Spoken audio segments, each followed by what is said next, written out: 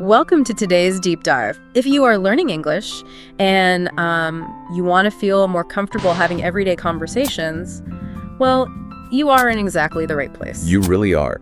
Today, we are focusing on something every single person on the planet shares. We are talking about our daily routines. Right, daily routines, because everyone has one, you know? Exactly. We all have habits. We have actions that we repeat from the time we open our eyes to the time we go to sleep. Yeah. And for anyone studying English, learning how to talk about your daily routine is really one of the most powerful tools you can develop. I mean, it gives you something to talk about with absolutely anyone you meet. It's the ultimate icebreaker. So today, we are pulling our information from a really great source. It's a dialogue from the Mr. English channel. That's right. We have this conversation between two people, Chloe and Leo, who are just chatting about what they do every day. It's a normal, everyday conversation. Exactly. And our mission for this deep dive is to look closely at the exact words they use. We want to see how native English speakers actually talk about their mornings, their work days, and their evenings. By the time we finish today, you, our listener, will have some very strong, simple vocabulary to describe your own day in clear English. And we should mention, we're going to keep our speaking pace nice and moderate today. Yes, slightly slower than usual. We want to make sure you can catch these phrases. We want you to understand how they work in a simple sentence. Right, because it's not just about memorizing big lists of words. No, not at all. It's about seeing how a few basic words fit together to tell the story of your day, so you can feel confident using them yourself. Okay, let's unpack this. We are going to start right at the beginning of the day, the morning. The morning routine. In the source dialogue, Chloe kicks off the conversation by asking Leo about his morning. And there's a specific question she uses. She asks, "What time do you usually wake up?" What time do you usually wake up? And Leo's answer is very straightforward. He says, "I usually wake up at 7:30 a.m. Now, there's a subtle detail here that English learners sometimes miss. Later on in the dialogue, Chloe asks another question. She asks, "What do you do after you get up?" Oh, right. She changes the verb. Exactly. First she said, "wake up," and then she said, "get up." In natural English, these are actually two slightly different actions. I think a lot of people use them like they mean the exact same thing. They do, yeah. But wake up is just the moment your eyes open, your brain turns on, you are awake. You're just lying there in bed. Right. But get up means you are physically moving your body out of the bed. You are standing up. So, you can wake up at 7 a.m., but maybe you don't get up until 7:15. That makes total sense. It's a small difference, but native speakers use both of these phrases naturally. So Leo wakes up at 7:30 a.m., and after he gets up, he describes his core morning habits. He tells Chloe, "I wash my face and brush my teeth." Let's repeat those phrases. Wash my face and brush my teeth. Wash my face, brush my teeth. These are absolute standard action phrases in English. And what's really helpful for learners here is that these phrases are fixed. They don't change. For example, we don't usually say, "clean my teeth." Right, even though that makes logical sense, the natural English verb we pair with teeth is almost always brush. You brush your teeth. You brush your teeth, you wash your face. Learning these word pairings is a great way to sound more natural. So after he washes his face and brushes his teeth, Leo moves on to food. He says, "Then I have breakfast at 8:00. I have breakfast at 8:00. I want to highlight the small word he uses there. He says at 8:00. Yes, the preposition at. That little word at is the glue that holds a routine together. Whenever you are talking about a specific time on the clock, you need to use at 7:30, at 8:00, at 9 a.m. Perfect. And notice the verb he uses for his morning meal. He says, "I have breakfast." Not "I eat breakfast." Well, you can certainly say "I eat breakfast," and people will understand you perfectly. But in conversational English, it is incredibly common to use the verb have with meals. Ah, okay. I have breakfast, I have lunch, I have dinner. That is a great tip for our listeners. Use have for meals. I have breakfast. And Leo tells us exactly what he has for his breakfast. He does. He says, "I usually have eggs and coffee." Eggs and coffee. He even adds that he strongly loves coffee. Which is highly relatable. Eggs and coffee form a very traditional, classic breakfast in a lot of English-speaking cultures. They really do. But the source dialogue doesn't just give us Leo's routine. We get a contrast. Right. Chloe's morning looks quite different. Chloe tells Leo, "I wake up early at 6:30 a.m.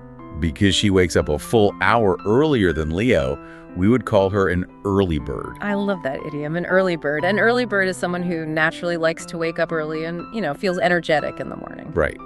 So Chloe is an early bird. She wakes up at 6:30 a.m.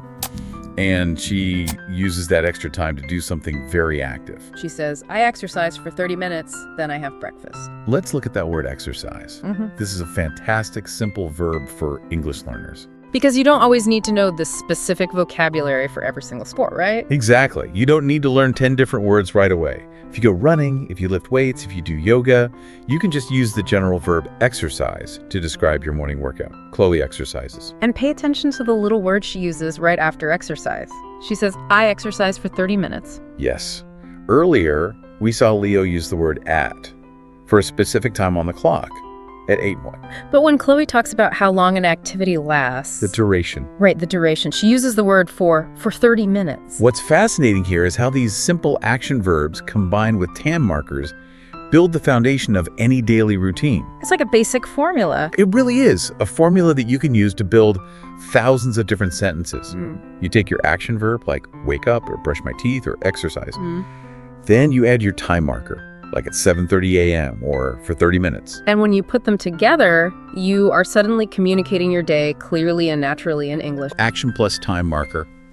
It's a very reliable formula. So think about your own morning right now as you listen to us. Yeah, compare yourself to Chloe and Leo. Which morning matches yours? If you were talking to them, how would you use that formula? Do you say, I wake up at 6 a.m.? Or do you say, I exercise for 20 minutes? Getting comfortable with that structure is your key to mastering this topic. And part of mastering this topic is knowing how to keep the conversation going. A routine isn't just a list of facts you read to someone, like a robot. No, it's a two-way street. In the source text, we see exactly how Chloe and Leo manage their conversation. The way they bounce the conversation back and forth is very smooth. And it all comes down to how they ask simple questions. Right. I noticed that Chloe relies heavily on one specific word when she asks Leo about his day. She asks, what time do you usually wake up? Usually. And then later she asks, what do you usually have for breakfast?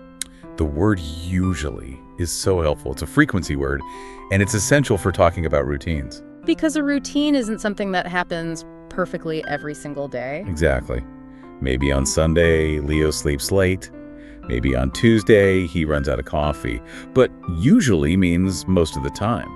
It describes his normal, standard habit. By adding usually to her questions, Chloe makes the conversation feel much more relaxed. She's not demanding his exact daily schedule. No, she's just asking about his normal day. And Leo handles his side of the conversation brilliantly, too. He does.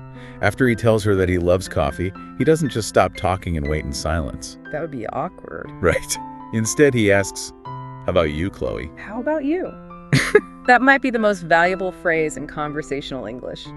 How about you? For an English learner, it's a total lifesaver. When someone asks you a question and you give your answer, you don't need to build a brand new complicated question to keep the conversation moving. You just bounce it back. You just ask, how about you? It takes the pressure right off. If someone asks, what do you usually have for breakfast? You can say, I usually have toast. How about you? It instantly puts the attention back on the other person. It's polite, it's natural, and it shows you are interested in what they have to say. It creates a rhythm, and that rhythm carries Chloe and Leo right into the next major part of their day. After they finish talking about their mornings, they move on to their professional lives, their work schedules. And here's where it gets really interesting. We just spent all this time talking about how different their mornings are. Right. Chloe is an early bird who exercises. Leo wakes up later and loves his coffee. But when we look at their jobs, they suddenly share common ground. Their schedules align perfectly. Chloe tells Leo, I start work at 9 a.m. I start work at 9 a.m. And Leo replies, me too. I start at 9:00. They use the verb start. I start work. It's incredibly straightforward. It is. But what stands out to me is that they don't say, I go to work at 9:00. They say, I start work at 9:00. That is a very important distinction for clear communication. Because go to work refers to the commute, right? The travel from your house to your office. Exactly. But start work is the exact moment you begin doing your job.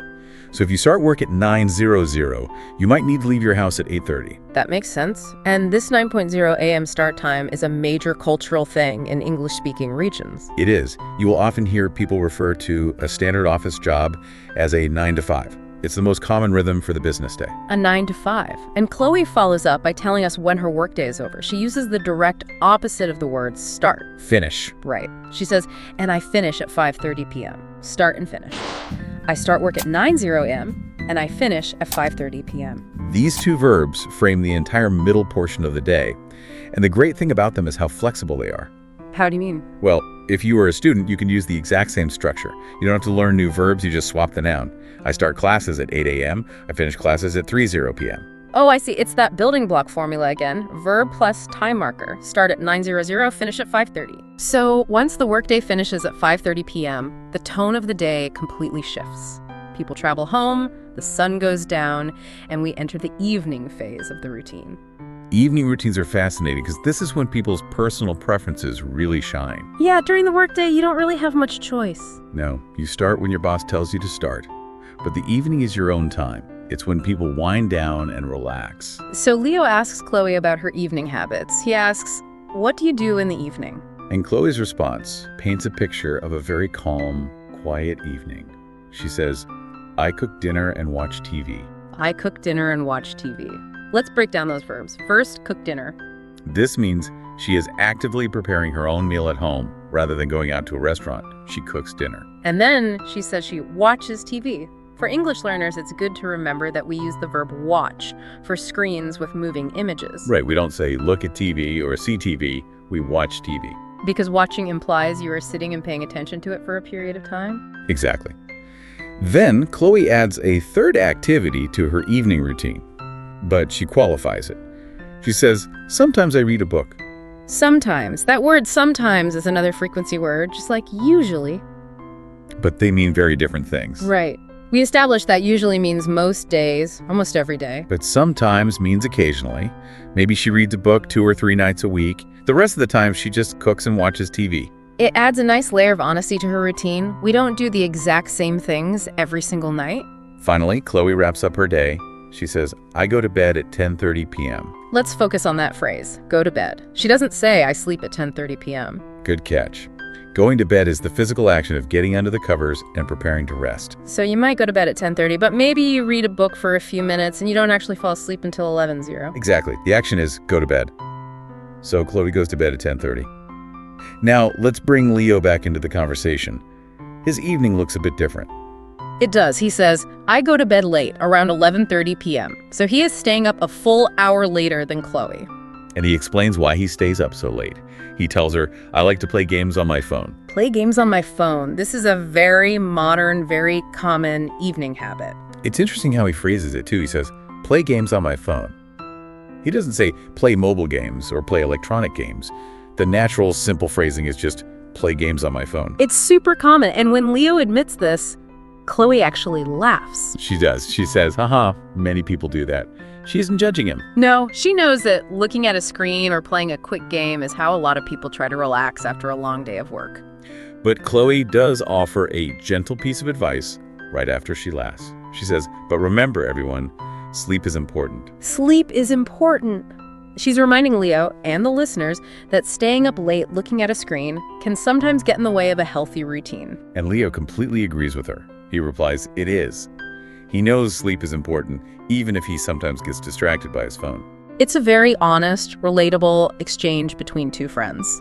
If we connect this to the bigger picture, this dialogue is doing a lot more than just giving us a list of vocabulary words. How so? Well, it's showing us how language reflects the choices we make.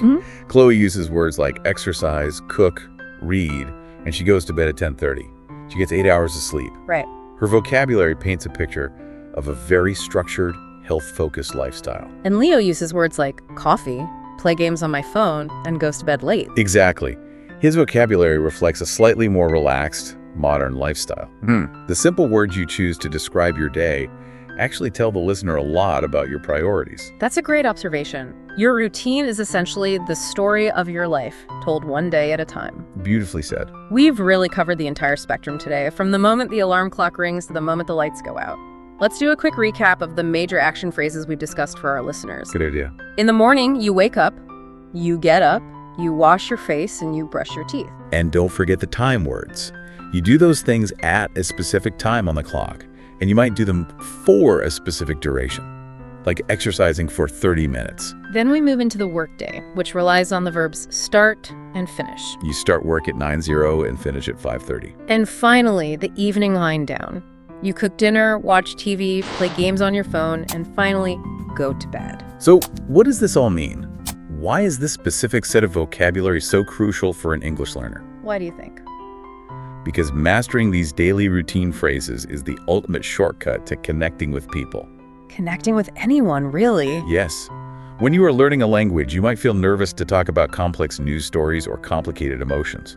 But routines are universal. Everyone has a morning. Everyone goes to bed. Exactly. If you can confidently say, I usually wake up at 7 a.m., how about you? How about you? Right. If you can say that, you have just opened the door to a real, authentic conversation with a native speaker. These simple sentences are the bridge that lets you share your world and understand someone else's. They truly are. It really is the best starting point for everyday English conversation.